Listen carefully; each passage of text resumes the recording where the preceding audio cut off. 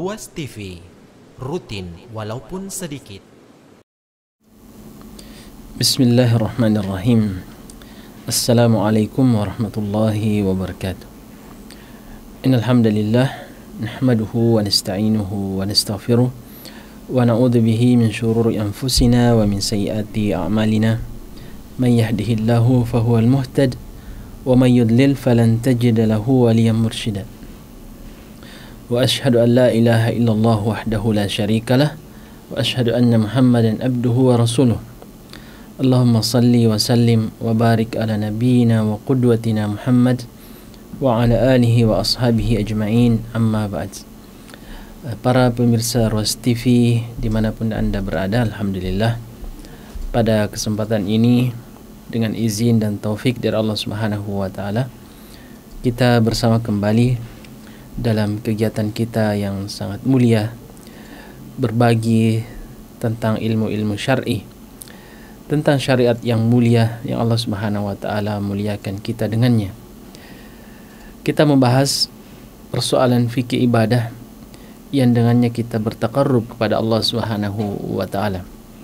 Dan yang membedakan antara seorang muslim dan muslim yang lainnya adalah bagaimana dia memuliakan taqarrubnya kepada Allah Subhanahu wa taala, bagaimana dia mengkualitaskannya, menghadirkan hatinya, jiwanya di saat dia mengerjakannya, dan tentunya mengerjakan ibadah-ibadah itu sesuai dengan tuntunan Nabi sallallahu alaihi wasallam. Hati yang ikhlas dalam beribadah belum cukup yang membuat suatu ibadah itu diterima oleh Allah Subhanahu wa taala, kecuali dengan pelaksanaannya yang disesuaikan dengan tuntunan Nabi kita sallallahu alaihi wasallam.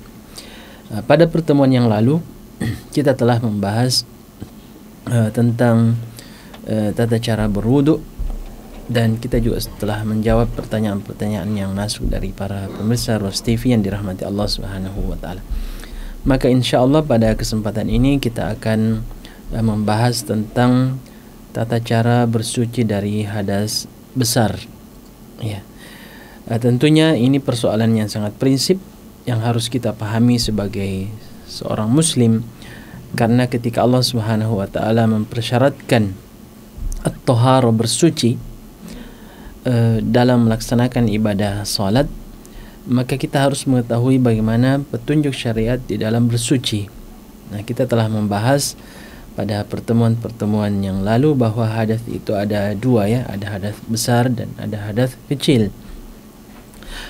Kalau hadas kecil itu maka kita bisa mengangkatnya dengan cara berwudu. Setelah tentunya kita membersihkan najis yang mungkin keluar dari badan kita atau yang mengenai badan kita. Adapun hadas besar, maka ini hanya bisa diangkat dengan mandi janabah, atau sebagai penggantinya adalah bertayamum, ya. Allah Subhanahu wa taala mengatakan, ya ayyuhalladzina amanu idza qumtum ilas salati faghsilu wujuhakum, dan seterusnya. Wahai orang-orang yang beriman, jika kalian akan mengerjakan salat, maka cucilah wajah kalian, dan seterusnya.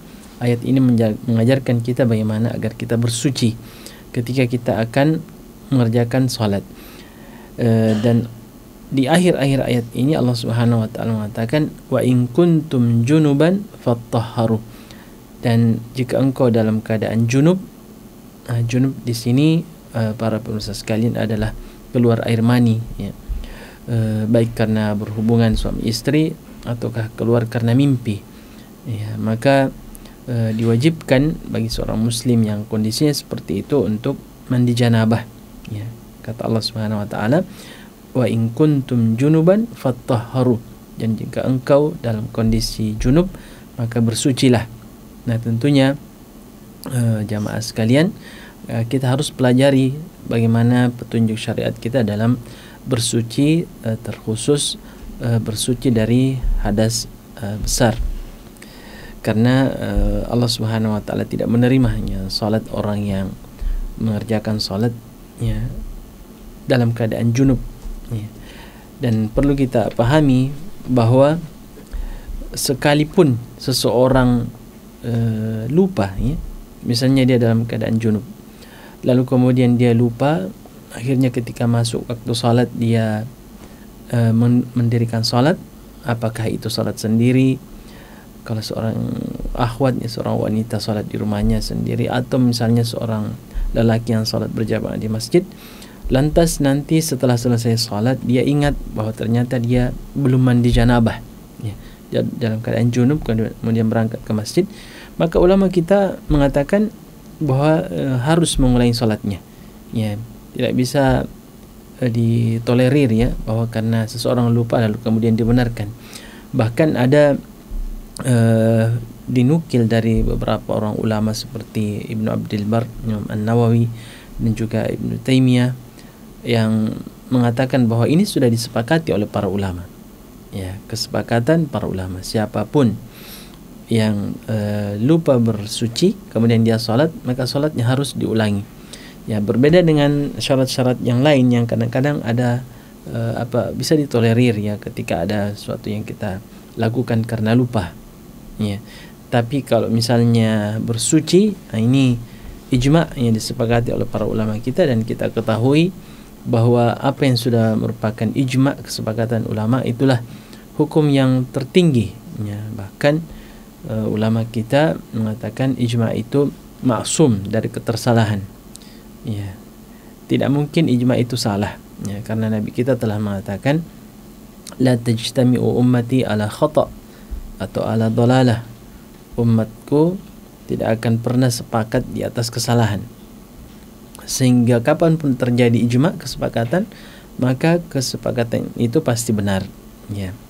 Adapun orang yang tidak mampu bersuci, nah ini berbeda kondisinya, ya, antara orang yang lupa dengan orang yang memang mungkin Allah takdirkan dia dalam kondisi di mana tidak boleh tersentuh air. Maka syariat kita ini adalah syariat yang luar biasa, ya.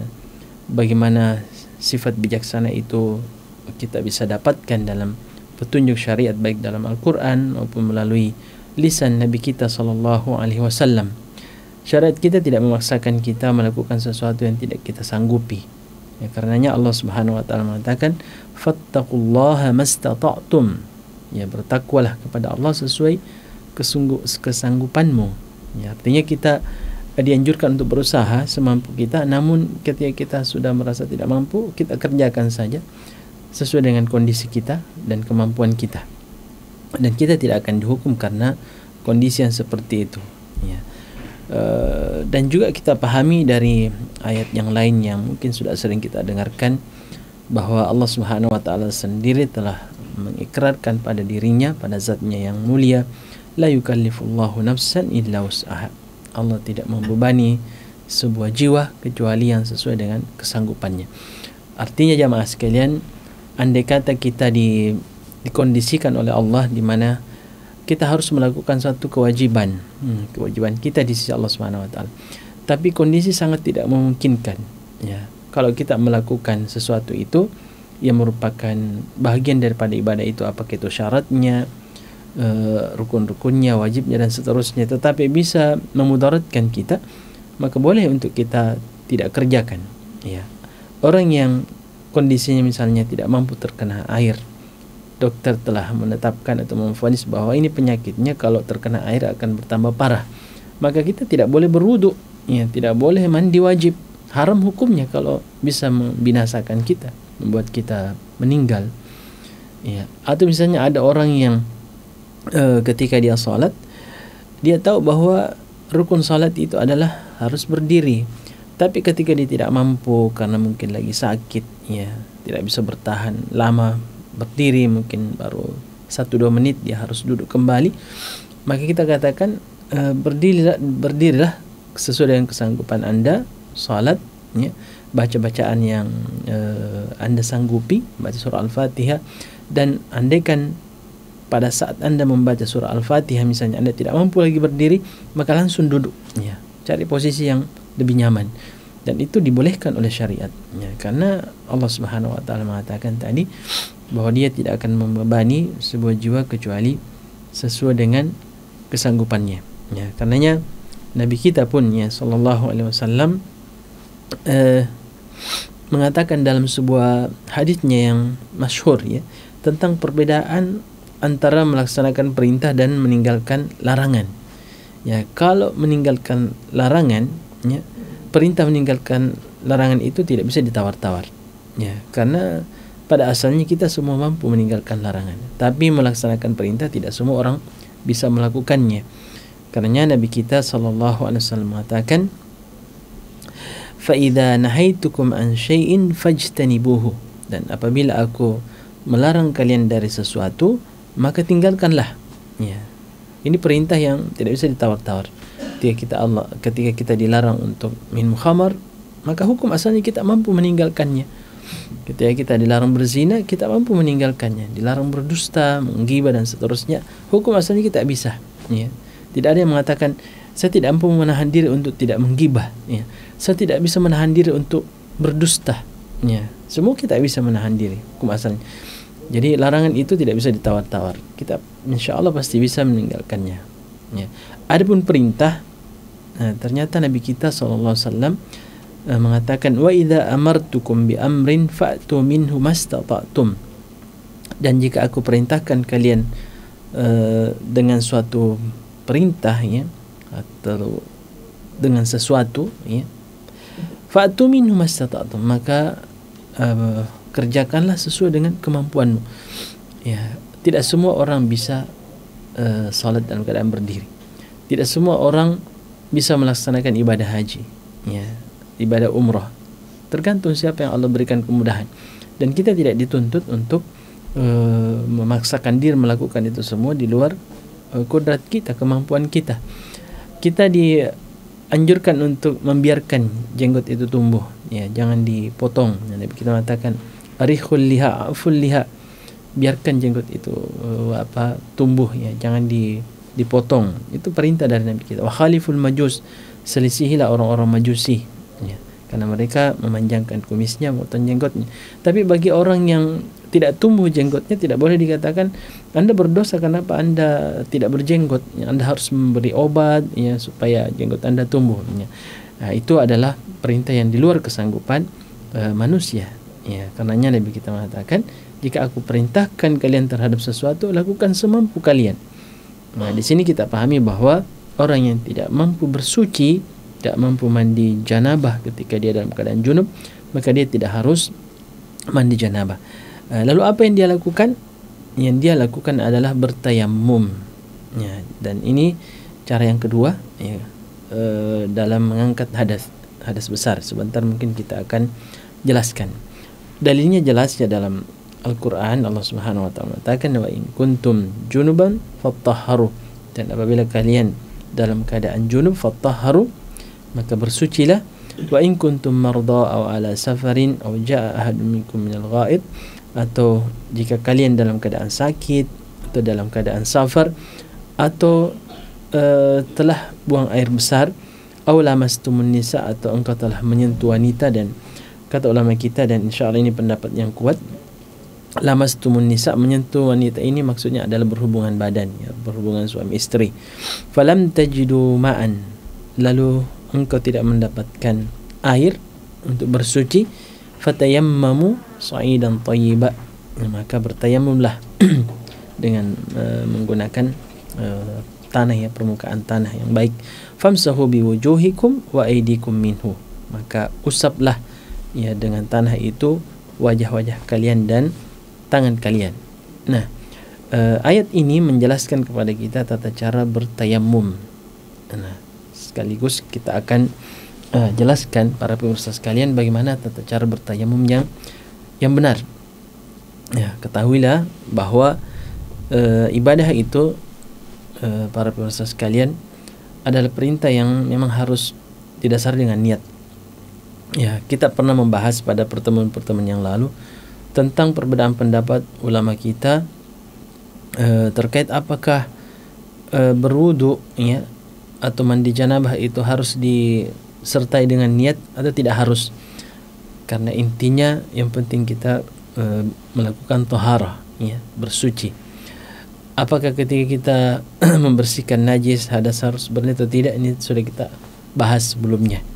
Namun terlepas dari perbedaan itu, kita harus memilih pendapat yang lebih selamat, bahwa sebaiknya kita menjaga niat kita, ya.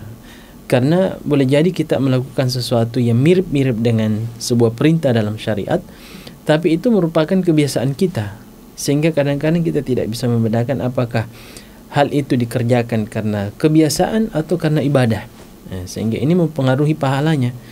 Ya, orang yang melakukan satu aktivitas karena niat, ya, kebiasaan saja, kebutuhan sehari-hari, maka ini tidak berpahala. Tapi orang yang melakukannya karena niat ini adalah perintah, anjuran dari syariat, maka itu akan berbuah pahala. Nah, karenanya yang pertama yang harus kita hadirkan dalam diri kita ketika kita ingin bertayamum adalah berniat. Ya, apakah kita berniat bertayamum karena kita ingin mengganti wudhu kita? Misalnya kita tidak bisa berwudhu, ya, kita bisa bertayamum. Atau kita bertayamum karena ingin mengangkat hadas besar, kita dalam keadaan junub, ya, makanya niat itu harus dihadirkan. Nah, jamaah sekalian, kalau penyebab janabah saya kira penyebab mandi wajib ada 3 ya, yang masyhur, yang sering diangkat oleh ulama kita. Di samping karena keluarnya air mani adalah ketika seorang wanita bersih dari haidnya atau seorang wanita yang bersih dari nifasnya, ya. Sehingga ini mewajibkan mereka untuk mandi janabah. Nah, pertama, dan ini ada 2 caranya, ya. Yang pertama menurut ayat ini adalah, ya, kita setelah berniat, ya, kita, ya, menepukkan kedua telapak tangan kita di atas permukaan yang berdebu, ya, ada debunya, apakah itu di meja yang berdebu atau di tembok, ya, di mana saja, atau langsung di permukaan tanah, ya. Nah, kita tepukkan kedua tangan kita di atas permukaan tanah tersebut, ya. Kemudian kita bisa tiup supaya tidak terlalu banyak debunya, ya, bisa, atau bisa juga tidak. Lalu kita mengusap wajah kita, ya, seperti ini, ya, 1 kali saja kita usap wajah kita, usahakan agar semua, ya, dari wajah kita ini terkena debu. Namun tidak perlu juga dipaksakan, ya. Jangan sampai ada yang karena was-was lalu dia ingin supaya debu itu betul-betul sampai ke setiap lekukan wajahnya, dimasukkan ke sela-sela matanya atau di sela-sela hidungnya, ya, apalagi di lubang hidungnya. Tidak perlu begitu, ya. Jadi kita usap seperti biasa saja, ya, sederhana saja, ya. Lalu kita bisa dengan debu itu kita mengusap punggung tangan kanan kita terlebih dahulu dengan menggunakan telapak tangan kiri, ya. Lalu tangan kanan kita gunakan untuk mengusap punggung tangan kiri kita. Nah, bisa juga kita mengulangi lagi 1 kali untuk mengambil debu yang khusus kita gunakan untuk tangan kita. Bisa 1 kali saja, 1 kali tepukan untuk wajah dan tangan kita, dan bisa juga sebaliknya. Nah, yang kedua, cara yang kedua, dan ini juga disebutkan dalam hadis, adalah kita terlebih dahulu setelah menepukkan tangan kita di permukaan benda yang berdebu, kita usap tangan kita terlebih dahulu, lalu wajah kita, ya. Jadi kalau yang pertama wajah dulu baru kemudian tangan, yang kedua ini tangan dulu baru wajah, ya. Setelah itu selesai 1 kali saja, tidak perlu diulangi, ya. Jadi subhanallah, tayamum ini sangat sederhana, tetapi Allahu alam apa hikmahnya, kenapa persoalan bersuci ini begitu dijaga. Padahal kalau dipikir, orang yang dalam keadaan junub misalnya, orang yang dalam keadaan berhadas, dia ketika tidak bisa bersuci dengan air, dengan menggunakan air, tidak bisa berwudu ataupun mandi janabah, kenapa begitu dianjurkan untuk meniatkan mensucikan dirinya sekalipun dengan tanah, untuk kemudian dia mengerjakan suatu ibadah seperti salat. Ini memberikan kita gambaran bahwa betapa salat itu adalah ibadah yang sangat mulia, yang harus kita kerjakan betul sesuai dengan tuntunan syariat. Kita muliakan karena dalam ibadah salat itu kita bermunajat, berhadapan dengan Allah Subhanahu wa taala, sehingga disyariatkannya tayamum ini membuat seseorang merasa lebih tentram, lebih damai perasaannya, bahwa dia ketika berhadapan dengan Allah Subhanahu wa taala dalam salatnya, dia telah melakukan ibadah bersuci, syarat yang Nabi ajarkan supaya kita dianggap dalam keadaan suci sekalipun tanpa menggunakan air, bahkan menggunakan tanah, kita mensucikan diri kita, jiwa kita, badan kita dengan cara yang Nabi ajarkan. Ini akan membuat kita lebih tumaknina, lebih tenang ketika kita menegakkan salat, karena dalam hati kita hadirkan bahwa kita melakukan ini pertama karena beginilah petunjuk syariat. Yang kedua, kita merasa bahwa kita dalam keadaan bersih sebenarnya, dengan cara yang Allah dan Rasulnya ajarkan. Tidak harus dengan air kalau memang kita tidak mampu. Jadi jiwa kita bisa bersih, bisa suci, dengan cara yang disyariatkan oleh Allah Subhanahu wa taala. Makanya ini banyak sekali pelajaran yang kita bisa dapatkan, bahwa syariat itu dibangun di atas dalil. Syariat itu tidak dibangun di atas perasaan, akal, tetapi syariat itu, jamaah sekalian, betul-betul dibangun di atas landasan petunjuk Nabi kita. Misalnya orang yang membasuh sepatunya, kan syariat kita itu menjelaskan bahwa bagi orang yang musafir, ketika dia sudah berwudu, maka dia boleh menggunakan sepatu, dan dia bisa untuk tidak berwudu, tidak melepas sepatunya selama 3 hari 3 malam, boleh, selama dia tidak dalam keadaan berhadas. Jadi andaikan, maksudnya tidak dia lepas sepatunya dan tidak berhadas besar yang menuntut dia untuk mandi. Jadi kalau misalnya hanya batal wudunya, maka dia boleh untuk berwudu tanpa melepas sepatunya. Dan yang saya ingin sampaikan di sini bahwa petunjuk syariat kita ketika kita membasuh sepatu, ternyata permukaan sepatu itu yang diusap dengan air, yang dibasuh dengan air, bukan telapak sepatu kita, bukan bagian bawahnya. Padahal kalau kita pikir secara akal, seharusnya bagian bawah sepatu kita yang harus dibersihkan, tapi kenapa justru permukaannya? Nah, ini sama dengan persoalan tayamum ini, di mana kita ketahui menggunakan air itu membuat kita lebih bersih, lebih suci, tetapi justru Allah dan Rasulnya mengajarkan kita bertayamum dengan menggunakan tanah, ketika kita tidak mampu menggunakan air. Jadi intinya di situ bagaimana agar seorang muslim betul-betul dalam keadaan tumaknina, perasaannya tenang bahwa memang dia dalam melaksanakan ibadah salat itu memang dalam kondisi suci menurut syariat.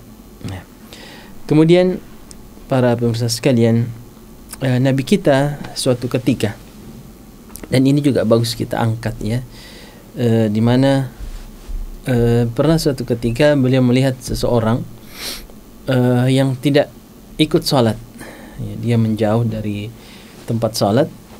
Lalu Nabi kita mengatakan, ya fulan, wahai anda, ma mana'aka an tusalli ma'al qaum, apa yang membuatmu terhalangi untuk salat bersama kaum ini atau bersama kami?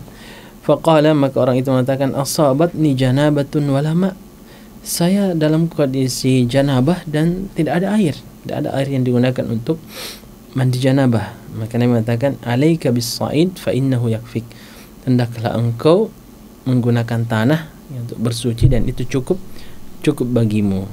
Subhanallah.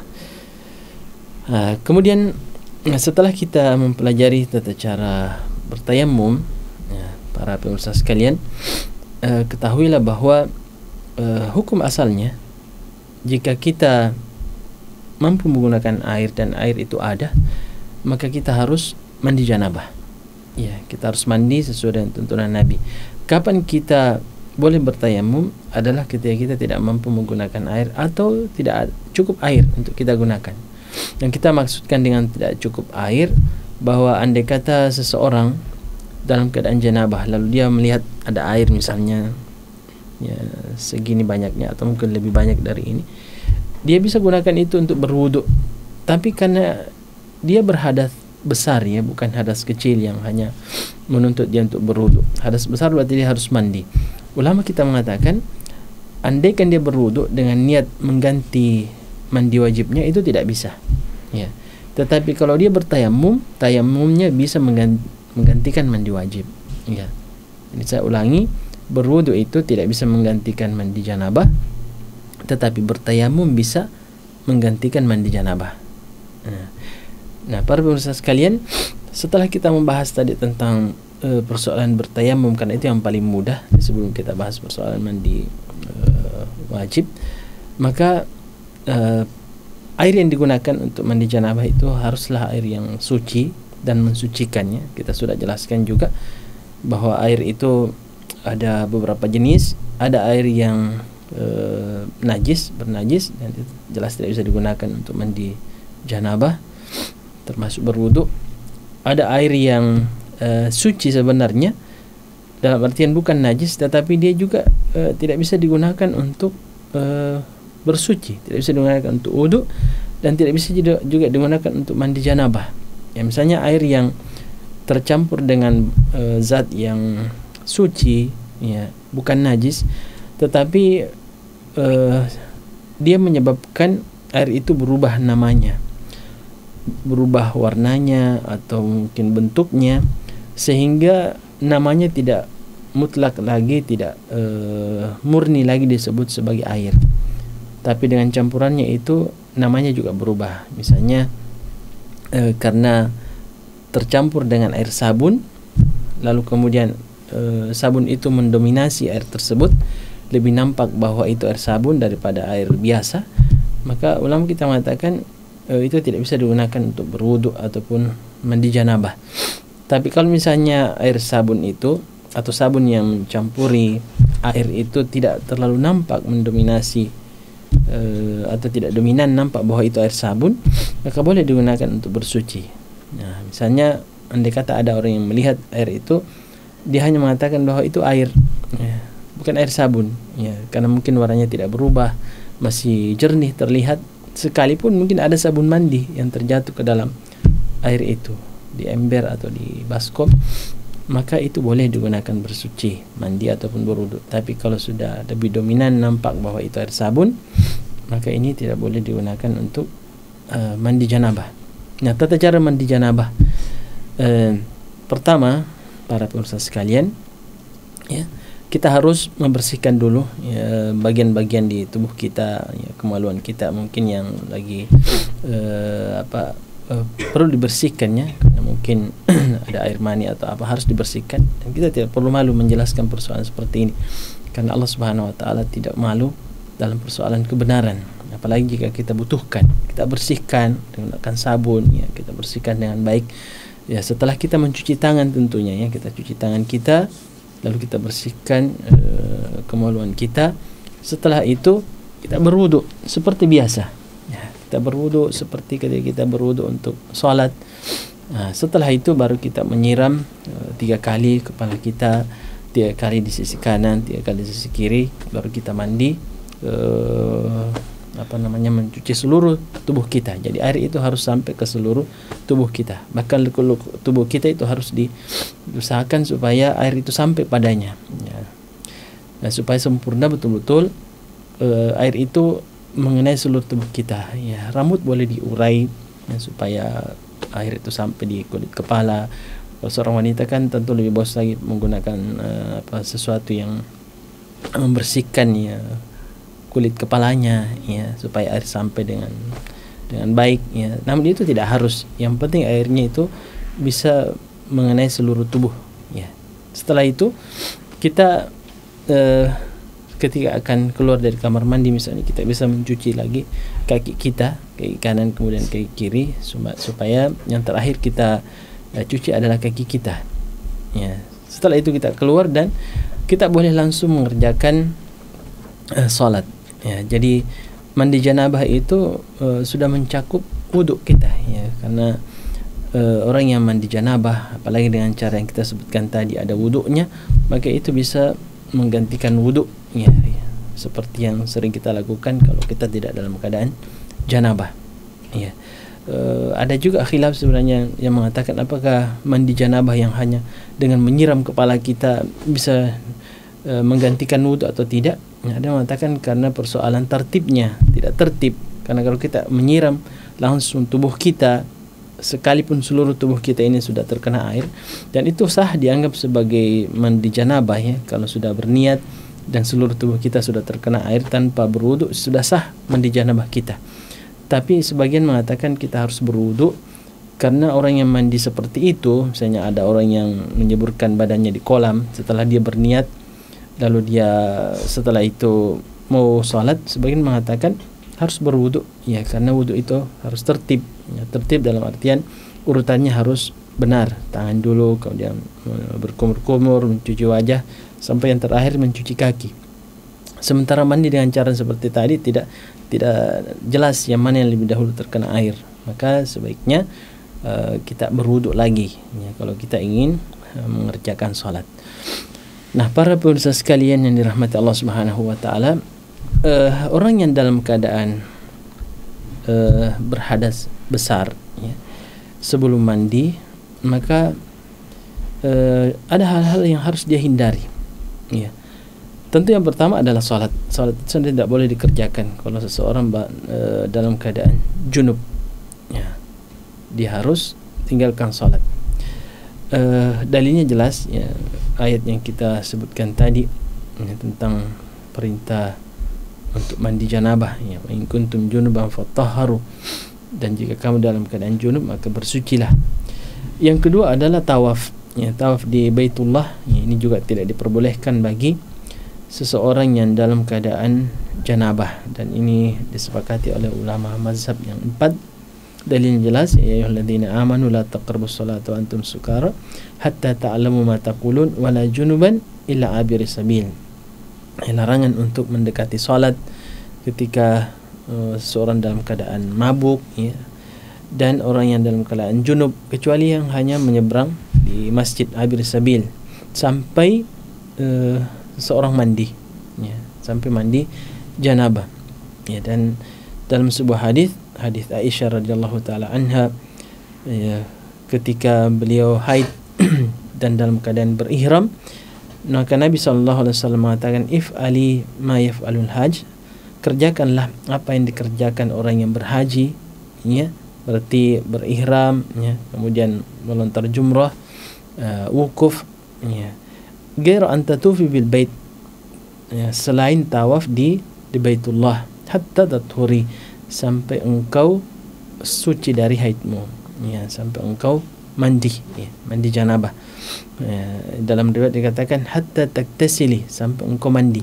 ya, berarti tawaf ini juga tidak boleh dikerjakan bagi orang yang dalam keadaan junub ya.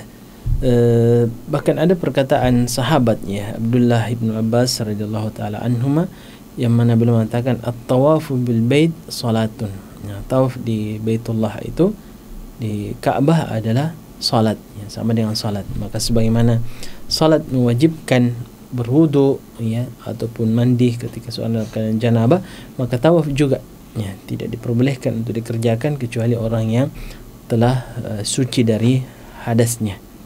Yang kita maksud di sini adalah hadas besar. Tidak diperbolehkan juga untuk tinggal di dalam masjid ya, kecuali hanya sekedar lewat saja ya, dan ini disebutkan dalam ayat yang surah An-Nisa tadi, au abiri sabilin hatta taktasilu ya, kecuali orang yang sekedar lewat saja, tidak tinggal di masjid, maka itu dibolehkan ya.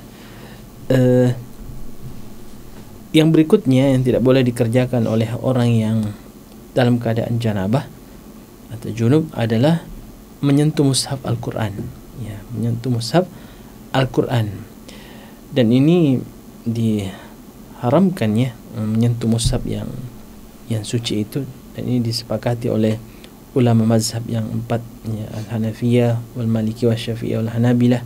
Bahkan dihikayatkan bahwa ini sudah menjadi ijma' para ulama, tidak bolehnya seseorang menyentuh Al-Quran ketika dia dalam keadaan junub ya. Disebutkan dalam surah Al-Waqi'ah ayat 77 sampai ayat 80, di mana Allah Subhanahu wa taala mengatakan, innahu laqur'anun karim fi kitabim maknun la yamassuhu illal mutahharun tanzilun min rabbil alamin. ayat-ayat ini menjelaskan bahwa Al-Quran itu tidak disentuh kecuali orang-orang yang mutahharun. Ya, ada mengatakan mutahharun ini ada orang-orang yang bersih, ya, orang-orang yang suci. Ada juga mengatakan mereka adalah para malaikat. Ada mengatakan seorang muslim, ya, yang bersih. Ya, hanya mereka yang boleh menyentuh mushaf. Ya, adapun misalnya orang yang dalam keadaan berhadas, maka ini tidak diperbolehkan untuk menyentuh Al-Quran. Ya.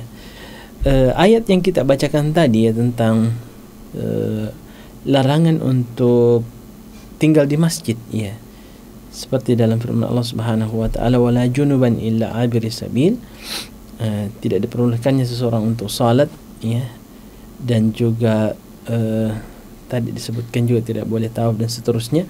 Nah, kecuali orang yang hanya sekadar menyeberang, ya.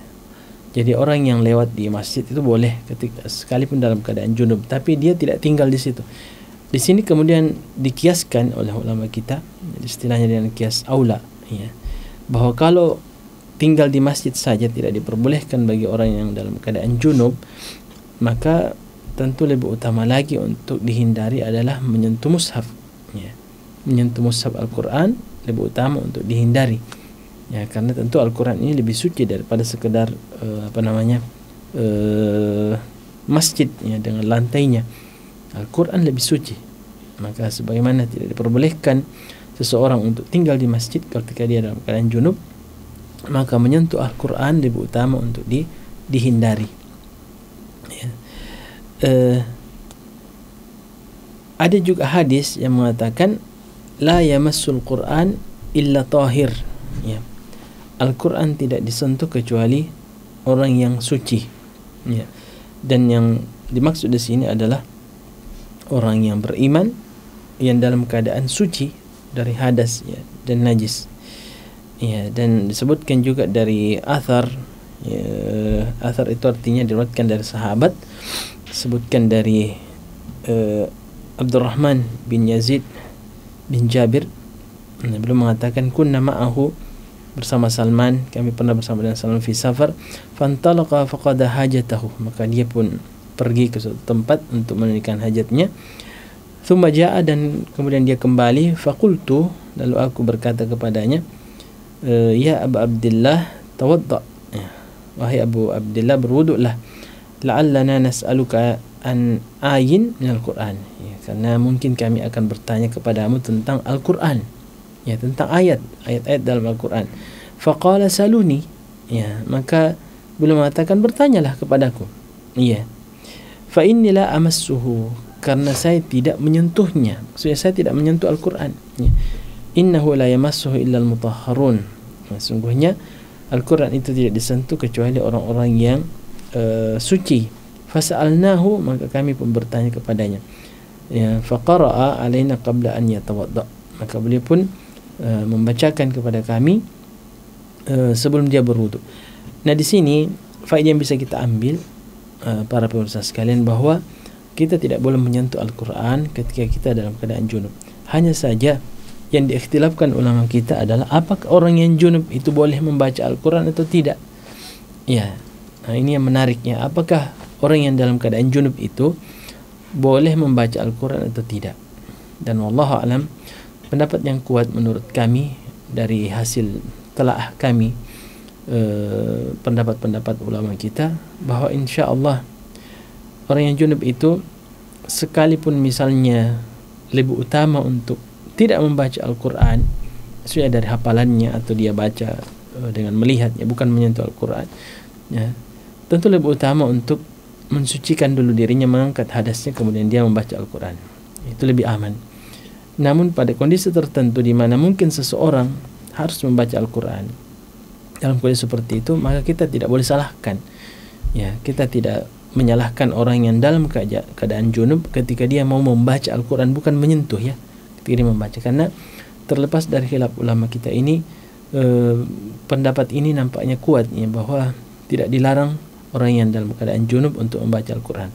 Yang dilarang adalah menyentuhnya, ya, sebagaimana orang yang junub boleh berzikir, ya, memuji kepada Allah, mensucikannya, ya, alhamdulillah, subhanallah, Allahu akbar, maka dia juga dibolehkan. Tapi sekali lagi kita katakan lebih utama ketika dia mensucikan dirinya, ya, berwudu ataupun mandi janabah sebelum dia membaca Al-Quran. Nah, kemudian para pemirsa sekalian rahmat Allah Subhanahu wa taala, Nabi kita sallallahu alaihi wasallam sebagaimana yang dikatakan oleh Aisyah, kana yadhkurullaha ala kulli ahyanihi. Nabi kita itu pada setiap kondisinya dia menyebut Allah Subhanahu wa taala. Berarti baik dalam kondisi bersih ataupun dalam kondisi janabah, dia selalu memuji dan berzikir kepada Allah Subhanahu wa taala. Dan Al-Qur'an itu bahagian daripada zikir. Yang baca Al-Qur'an bahagian daripada berzikir. Dan ada juga riwayat yang mengatakan bahwa Ibnu Abbas radhiyallahu taala anhuma, sahabat mulia yang dikenal dengan lautan ilmu, ya, sahabat yang ketika masih kecil didoakan oleh Nabi sallallahu alaihi wasallam, Allahumma faqihhu fid din, 'allimhu ta'wil. Ya Allah, fakihkanlah dia dalam persoalan agamamu dan ajarkan dia tafsir, ya, menafsirkan ayat-ayatmu. Nah, ternyata disebutkan bahwa annahu kana yaqra'u wirdahu wa huwa junub. Ya, beliau membaca wiridnya, bacaan Al-Qur'annya yang memang dia lakukan secara rutin dalam keadaan junub. Ya. Dan hukum asal adalah kebolehan untuk berzikir pada setiap kondisi kita, kecuali ada dalil yang kuat yang melarang. Ya, disinilah yang kemudian diikhtilafkan ulama kita, apakah dalil, ya, larangan untuk membaca Al-Quran ketika seseorang dalam keadaan junub hadisnya kuat atau tidak. Dan ada ulama kita yang mengatakan dalil pelarangannya itu tidak terlalu kuat untuk dijadikan hujjah, sehingga hukum asalnya dibolehkan bagi orang yang dalam keadaan junub untuk membaca Al-Quran tanpa menyentuh Al-Quran. Ya. Saya kira demikian, ya, para pemirsa sekalian dirahmati Allah Subhanahu wa taala, ya, terkait fikih mengangkat hadas, ya, hadas besar, bagaimana tata caranya menurut syariat kita, ya, kita telah jelaskan tadi. Dan ingat kembali bahwa ibadah itu, ya, ketika dikerjakan harus terpenuhi dua syarat utamanya jika kita ingin ibadah itu diterima oleh Allah Subhanahu wa taala. Niat yang ikhlas, tidak boleh menyekutukan Allah Subhanahu wa taala dalamnya, dan yang kedua adalah kesesuaiannya dengan petunjuk Nabi kita sallallahu alaihi wasallam. Barakallahu fikum, saya kira demikian, mudah-mudahan bermanfaat bagi kita semua. Hadza wa sallallahu wasallam ala nabiyyina Muhammad wa akhiru da'wana alhamdulillahirabbil alamin. Assalamualaikum warahmatullahi wabarakatuh.